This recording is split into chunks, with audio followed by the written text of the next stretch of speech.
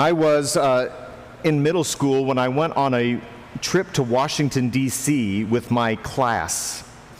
You may have done something like that when you were of that age. You might have sent your children on such a trip.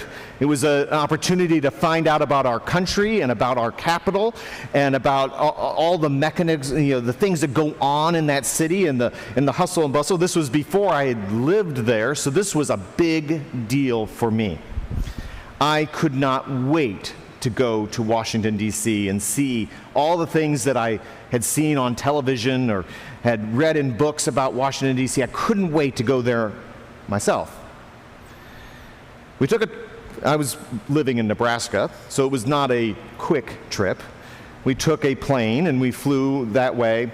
And I do remember, as I look back on that time, I remember some of the events that happened in that trip.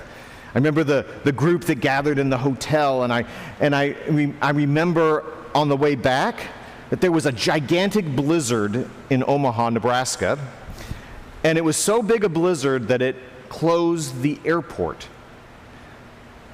We got stuck in St. Louis, and we got to TWA. That's where the hub was, and we had to spend an extra night there, and it was. I just remember how exciting it was.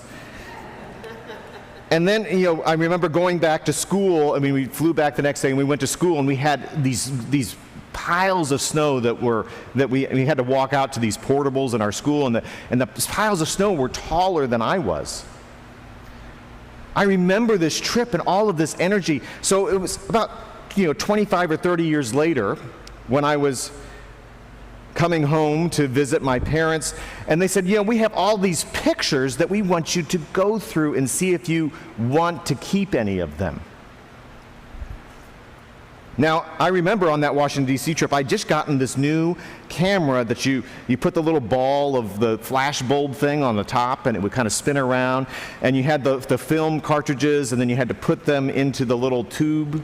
So I had all these tubes, and I had to put the film in there, and I was so excited to use that camera, and I had taken hundreds of pictures. So I was really, when I was coming back and thinking about this trip and saying, I remember that, and I can't wait to replay the memories of my trip through these pictures. So I got the envelopes out, and I was excited about going through these, and I opened it up, and the first picture was a picture of me and somebody that I didn't remember his name, but we were sitting in the Omaha airport. It was like the beginning of the trip. And I was so excited. I was like, look, I'm going to be remembering all these people. It's going to be so exciting. And then I started flipping through envelope after envelope, and there wasn't one other human being in any of the pictures. I'm sure that one of my parents had said, let's take a picture of you before you start your trip.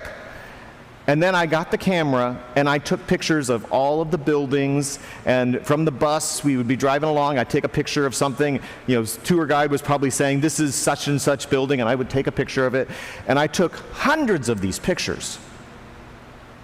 But as I was flipping through them 25 years later, I said, I don't care about these pictures at all. These pictures don't tell a story. It's when I learned how important people are to our stories. They connect us. When you see them or you see their eyes in a picture, it brings back so many memories of things long ago. The stories come tumbling back, and you remember these moments in time.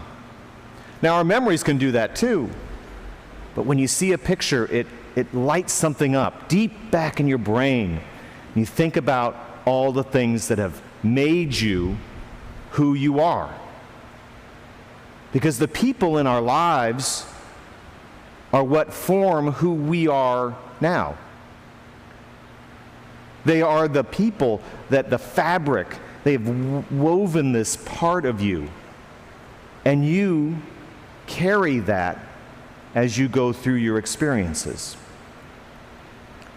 So when we are taking pictures, when we take pictures of an object or a thing, It's just fleeting. But when you take a picture of a person, it connects you with your past. It connects you with what's made you who you are. I tell you this story as we hear this it was a very long gospel lesson about these healings that Jesus was doing as he came back across the sea. There was a synagogue leader, Jairus, who probably at staff meeting at the synagogue was talking about this kind of rabble-rouser named Jesus. Not in a positive way. They were worried about Jesus and what Jesus was going to do to them. But then when something happened to a person that he loved, his daughter, he was willing to chase across town, weave through the crowds, and get a chance to talk to Jesus and ask him to come to his home. People are important. People are what will unite us together in the Spirit, as our prayer at the beginning of this service talked about.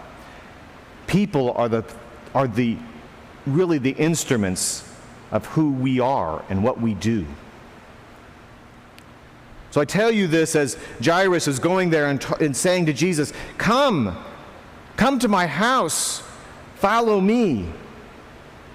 And Jesus took off and followed him through this very slow-moving crowd. And as they got closer to Jairus' home, messengers came out and said, "Oh, your daughter has died. Don't bother him anymore." And Jesus said, "Do not fear. Believe." And so they continued on that road, and Jairus was hoping and praying for his daughter. And they got to the house, and people laughed at Jesus when he said, "She's only sleeping." And then Jesus walked in with the parents and said, "Talitha cum," and she rose and came out. This story changed Jairus. It had to change Jairus. He had been in a relationship with the synagogue leaders, and then he was in a relationship with Jesus, and he was in a relationship with his family, and all of these things were weaving together to form who he was.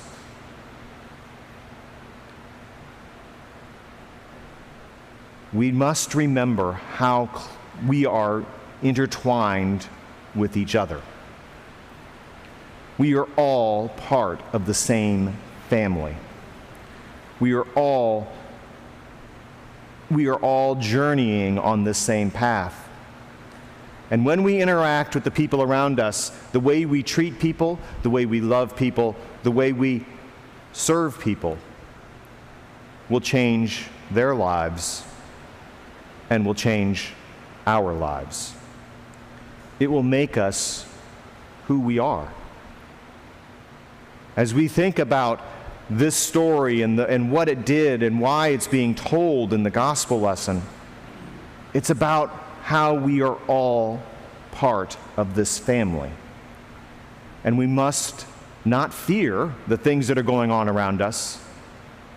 We must believe that all of these connections that we have are much more important. They are who we are, and they will make us who we are. So, get into pictures, take family pictures, take friend pictures, make sure that you're in pictures, do all of these things to remember all of these connections in your life, because the people are the most important. They will live with you forever. They will unite your spirit, and they will make you who you are. Do not fear. Believe in the power of the community in which you live. Amen.